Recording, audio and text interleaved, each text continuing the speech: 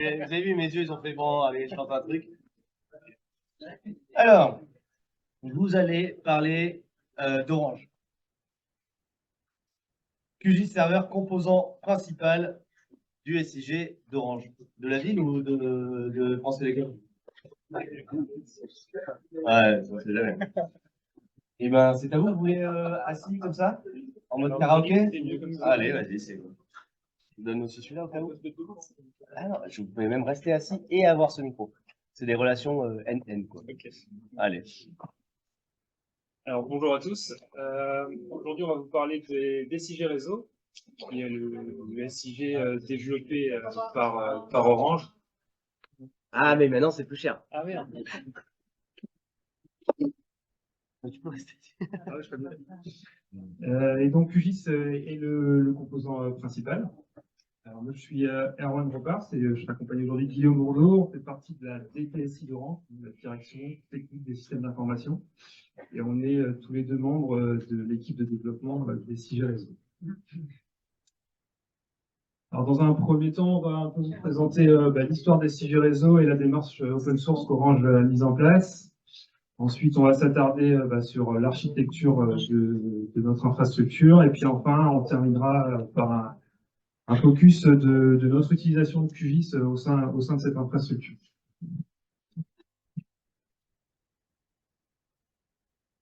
Alors, SIG Réseau, c'est une histoire qui a démarré en 2016. Si on fait la photo du parc applicatif d'Orange en 2016, il est composé de 8 applications développées à partir d'un éditeur propriétaire qui s'appelle Esri.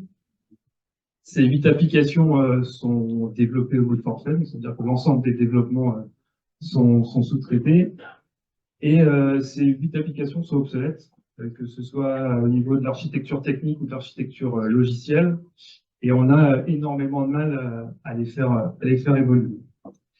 Et par contre, il y a des besoins de changement qui arrivent, qui se font sentir, notamment pour rationaliser le système d'information, simplifier tous nos processus métiers, ouvrir les usages SIG sur le système d'information, et puis des usages pour utiliser la cartographie en mobilité auprès de nos techniciens d'intervention notamment. Donc en 2016, on prend la décision de refondre l'ensemble de cet écosystème. Et pour ça, on a défini une cible qui est de développer une infrastructure SIG unique, basée uniquement sur des solutions open source, et de réinternaliser l'ensemble des développements de cette infrastructure. Donc pour ça, on a écrit un plan de migration qui vise en accord avec nos acteurs métiers, qui vise à décommissionner petit à petit les applications legacy pour les faire rentrer à l'intérieur de notre infrastructure. Et ce plan de migration est encore en cours aujourd'hui. Donc la stratégie qu'on a mise en place sur SIG Réseau s'inscrit en fait dans une démarche globale du groupe Orange qui vise à accentuer et à favoriser l'utilisation de l'open source au sein des projets d'Orange. Donc à première vue, c'est une démarche qui peut faire peur, hein, peur de la nouveauté, peur du manque de support, peur du manque de compétences sur nos projets internes. Et donc c'est pour ça que Orange se rapproche de partenaires qui vont nous apporter ces compétences et bien souvent vont nous apporter aussi le lien vers la communauté open source. Et donc c'est via ces partenaires que Orange peut contribuer aux différentes communautés et soutient les experts des communautés, quoi. Donc, soutient l'open source. Donc, sur SIG Réseau, on a un partenariat avec une société qui s'appelle Oslandia et qui nous a permis d'avoir une expertise sur QGIS et de contribuer à l'écosystème QGIS parce que c'est des compétences qu'on n'avait pas en interne. Alors, si on regarde l'infrastructure SIG Réseau telle qu'elle est aujourd'hui, c'est une infrastructure en couche assez classique, hein. Sur la partie la plus haute, on va avoir toutes nos applications métiers, avec notre portail cartographique qui recense l'ensemble de notre réseau, donc qui permet de consulter le réseau et de l'éditer sur certaines données. Donc c'est un peu la partie visible de l'iceberg de notre infrastructure. C'est par là que rentre la majorité des usages, hein. À côté, on a un module de gestion des TDICT. Donc en tant qu'opérateur de réseau, on se doit de répondre à ces demandes. Et donc, on a ce module-là qui traite en automatique les réponses aux TDICT. Et pour la petite histoire, ce module, ça a été le premier à basculer vers l'open source en 2018. Le module XTI qui est à côté, lui, on va le voir un peu comme il va permettre d'aller chercher des fichiers sur le système d'information, chercher de la donnée sur le système d'information et exporter de la donnée massivement aussi sur le système d'information. Donc, il importe et il exporte de la donnée. Et après, un petit module à part qui est le module API. Lui, sa philosophie, c'est d'ouvrir les API OGC fournis par les services SIG sur le SI sans les dénaturer. Et donc, ça nous permet d'avoir une interopérabilité entre notre infrastructure et les différentes applications du système d'information. Et l'ensemble de cette couche applicative se base sur une librairie cartographique qui est développée à partir de GeoTools et dont le rôle est d'aller interroger notre couche de services SIG. Donc, sur les services SIG, on a la consultation cartographique qui est gérée par QGIS, la consultation et l'édition de données, donc le protocole WFS qui est géré par GeoServer, toute la partie fond de plan avec un Apache, un Modtail qui est géré par un Apache, un Modtail, la partie géotraitement, donc avec le protocole WPS qui est géré par ZooProject, et la partie d'impression qui est gérée par Mapfishpoint. Sur la droite, on a un petit module de génération OSM. Donc, on a nos propres tuiles sur l'infrastructure. Donc, c'est un module qui tourne une fois par trimestre, qui va chercher la donnée brute chez OSM. Et puis, une fois par trimestre, on va gérer l'ensemble de nos tuiles sur la métropole et sur les DOM. Donc, c'est quelque chose qui demande beaucoup de ressources et qui prend du temps, mais ça nous permet de garantir des temps de réponse et d'avoir nos propres fonds de plan. Et toute cette course SIG se base sur un référentiel de données. Donc on peut le diviser en deux catégories. La donnée non métier, typiquement ça peut être de la donnée open data, ou de la donnée métier qui est finalement notre réseau. Donc sur cette donnée-là, soit c'est le portail qui va être maître de la donnée si on a récupéré les fonctionnalités de l'application legacy. Donc là, le portail va pouvoir consulter et éditer la donnée. Et si on n'a pas encore récupéré l'application legacy au sein de l'infrastructure, la donnée va être mise à jour par un ETL, puisque c'est l'application legacy qui est encore maître de la donnée. Donc aujourd'hui, cette infrastructure gère environ 400 000 connexions par mois donc sur le portail. La partie API gère à peu près 10 millions de requêtes par mois, essentiellement portées par des fonds de plan, hein. Et le module des TDICT, lui, traite 175 000 demandes par mois. Donc, la partie des TDICT est assez stable. Et par contre, la partie requêtage API et nombre de connexions ne cesse d'augmenter au fur et à mesure qu'on reprend les applications ici. Donc, pour pouvoir absorber cette charge, on a besoin d'une infrastructure un petit peu costaud. La couche applicative, elle est déployée de façon assez classique dans des Tomcat sur 6 VM. Notre couche service, elle est déployée dans 2 clusters Swarm, avec qui comptabilise donc 24 VM en tout. Et c'est sur la couche data qu'on a besoin de plus de puissance, puisque là on a 4 gros serveurs physiques avec 2 serveurs maîtres, 2 serveurs esclaves. Et ces serveurs-là hébergent 1 Tera de données. Le tout est déployé sur 2 sites en actif-actif pour nous garantir une meilleure disponibilité. Moi, j'en ai fini, je laisse la parole. Alors, la suite, ça va être un focus sur QGIS Server. On apprend ça. Donc, pourquoi QGIS d'abord? Pourquoi on a fait ce choix? Parce que ça implémente un standard, le standard de WMS, ça fait longtemps. On peut aussi générer des cartes complexes avec du style, etc. via le desktop. Donc ça nous intéressait. J'en ai parlé du style effectivement, et sur le moteur de rendu entre ce qu'on peut générer via le desktop et le serveur qui va servir à diffuser, on a le même rendu. Et on a un petit aperçu ici entre ce qu'on affiche via ce qu'on appelait le portail, ce que Erwan a présenté tout à l'heure, et puis la vue QGIS. On a exactement ce qui ça reflète, c'est homogène, et c'est ce qu'on cherche. Un petit historique ici, donc effectivement, ça a commencé en 2016, on était sur une version en 2.4 de QGIS Server. Et donc l'infra était pas ce qu'elle est tout à l'heure présentée, hein, donc on était encore sur des VM avec un OS Red Hat utilisé en interne. Donc on était obligé pour ce QGIS Server d'avoir une compilation spécifique. Donc en termes de maintenabilité, etc., c'était très limité, on avait bloqué. Donc on a rapidement basculé sur une logique de migration sur conteneur. Donc maintenant, on est sur un conteneur Ubuntu. Ça tourne donc avec la version communautaire, donc on est raccord, et tout ça sur ClusterSwap. Et donc la suite, maintenant, cette année, normalement, devrait basculer, se mettre à jour avec la version 3.36, qui intègre en particulier la gestion des tamas qui nous intéressait et qui nous bloquait sur des usages en production.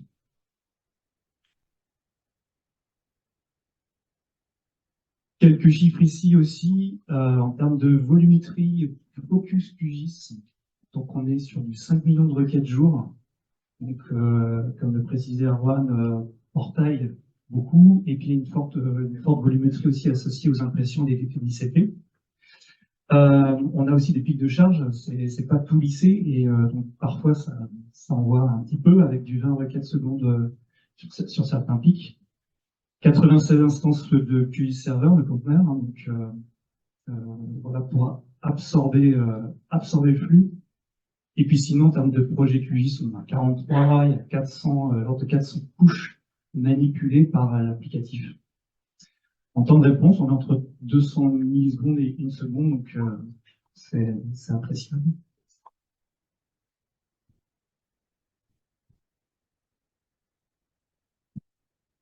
Un focus maintenant sur les contributions à QGIS Server, donc c'est bien d'utiliser, mais c'est bien aussi de contribuer. Donc Orange essaye de faire sa part.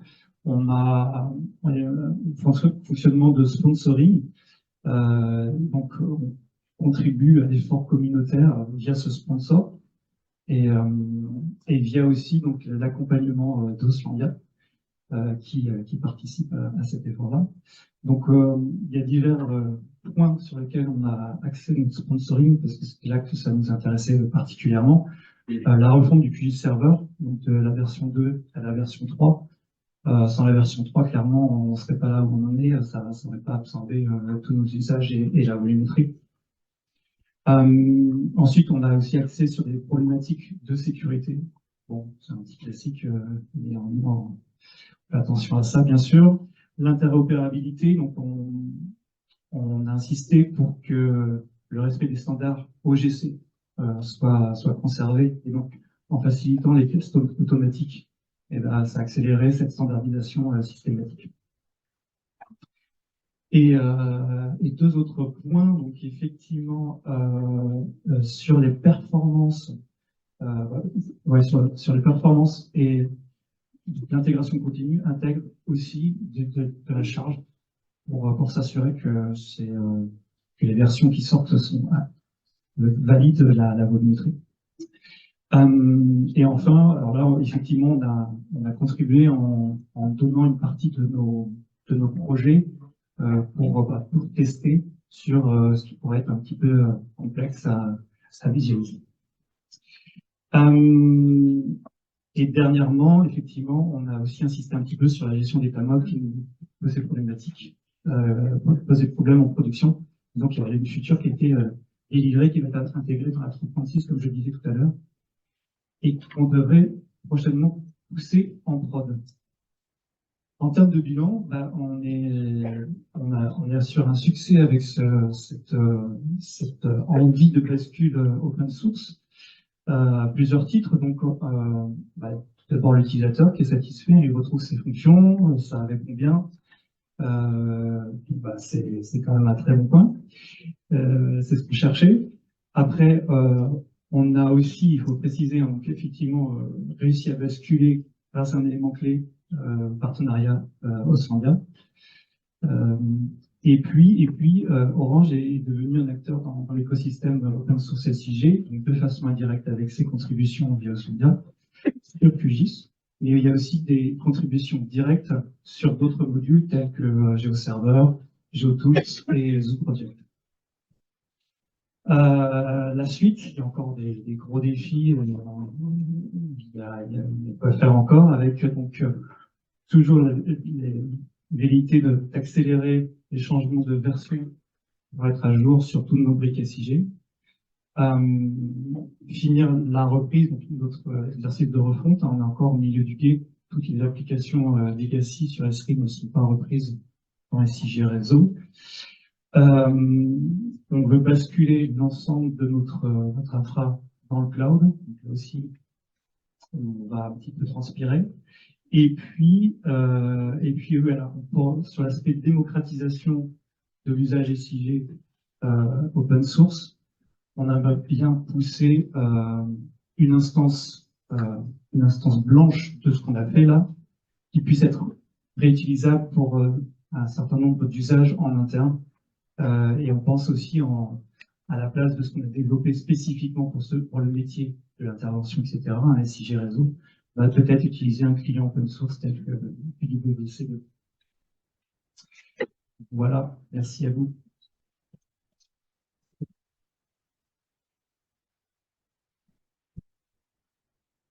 Merci. Est-ce qu'il y a des questions qui apparaissent comme ça? Non? Bon, je vous laisse avoir un peu de... On est en fin de journée, le débit baisse. Je remarque quand même que du coup, le orange est assez proche de la charte graphique de Camp2Camp. Ce qui vous prédestinez à être chez les télécoms. Du coup, merci. Une question, François. Il s'appelle SIG Réseau, limite, c'est pas un faux réseau. Quoi. Qui est son nom sur Twitter. On a parié sur une question. Mais ça va être à vous après. Un pas de côté sur la brique que vous avez présentée avec les données OSM, où vous l'utilisez, on l'a compris, pour les données non métiers.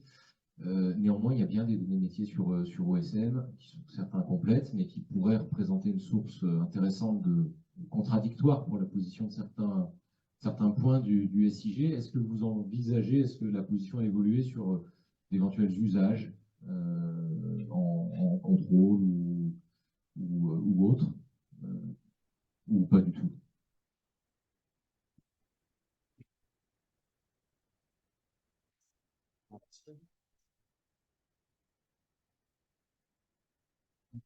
Non, la position n'a pas beaucoup évolué suite à nos derniers échanges. Par contre, on est encore en réflexion sur l'utilisation des outillages OSM type Osmose. On aimerait bien utiliser pour faire de la QD sur le projet. Donc ça, l'étude est en cours et avance. Et voilà. Après, sur la donnée, pour l'instant, il n'y a pas de velléité de croisement de la donnée OSM avec les données à nous. Et sur le module, pour préciser, le module du côté, il est bien utilisé uniquement pour générer de la tuile. Il n'intègre pas de la donnée OSM dans notre site. Entendu, merci. Une question. Du coup, Orange, quand même, un groupe, enfin, c'est assez gros, je pense. Du coup, là, quand vous dites ça, en fait, est-ce que vous arrivez à toucher tout Orange, tous les services, toutes les directions? Parce que, en fait, c'est assez. Est-ce que vous êtes au niveau de la DSI centrale? Comment ça marche? Il y avait peut-être ça, mais j'ai pas vu s'il y avait une cartographie un peu de. On n'arrive pas à toucher à tout le monde. On a des demandes et justement, on a essayé avec l'exposition de nos API à répondre à des besoins de divers entités. Plus métier, quoi. Voilà. Et puis là, ça fuse, effectivement, il y a plein de besoins. Il y a l'impression qu'ils veulent réinventer la roue. Et comme tu dis, c'est un grand groupe. Donc, des fois, on parle pas bien, hein, communique pas bien. Et donc, on veut essayer de contrer ça avec cette histoire d'instance blanche, comme on a dit, pour essayer de faire un reuse de ce qu'on a pu mettre en place et que ce soit utilisable plus largement sans effort, quoi. Non, vas-y, Ça répond à ta question? ouais, c'est ça. Est-ce qu'il y a d'autres questions? Oui, bonjour, Denis Rousseau d'OpenGIS. J'ai une question plutôt pour la partie, pour les applications métiers. Est-ce qu'il y a aussi un mouvement global vers l'open source là-dessus ou c'est pas possible à l'heure actuelle? C'est quoi un petit peu l'état?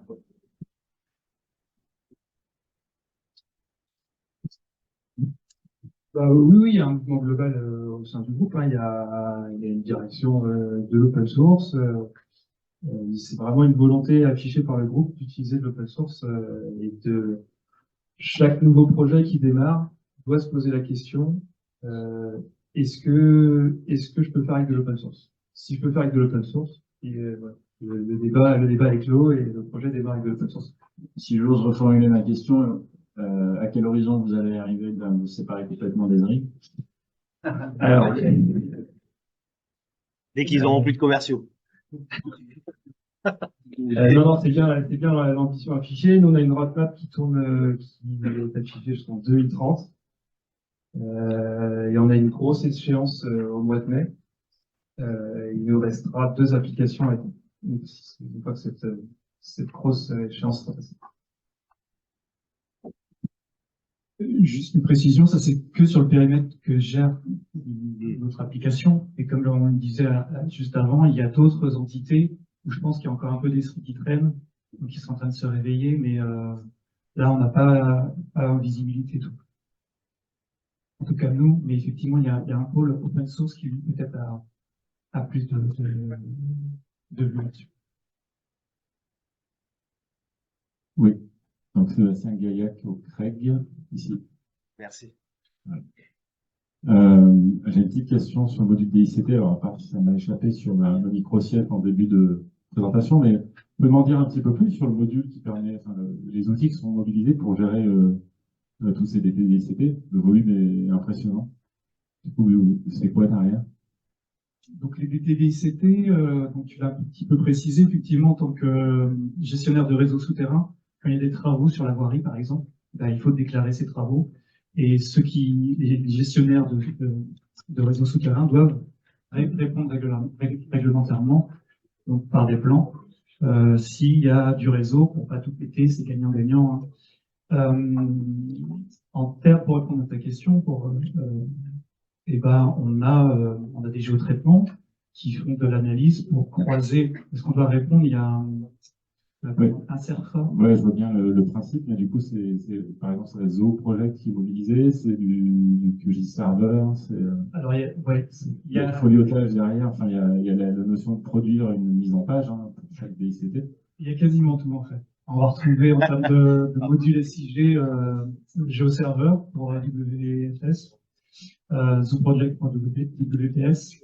Et après, on a les impressions, donc Map Fishprint, qui imprime donc des tuiles générées par le QGIS Server du WMS.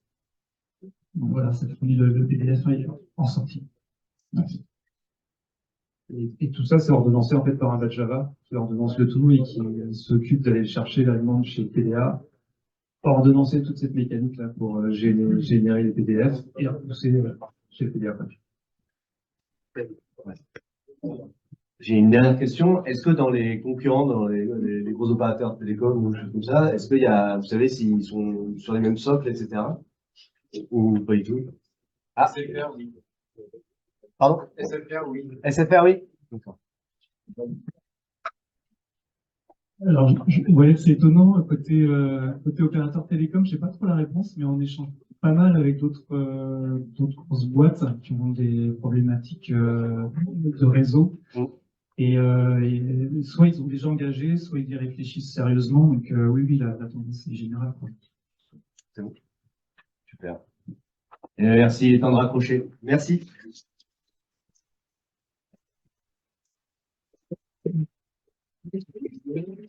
T'as chargé ton vieux package en mémoire?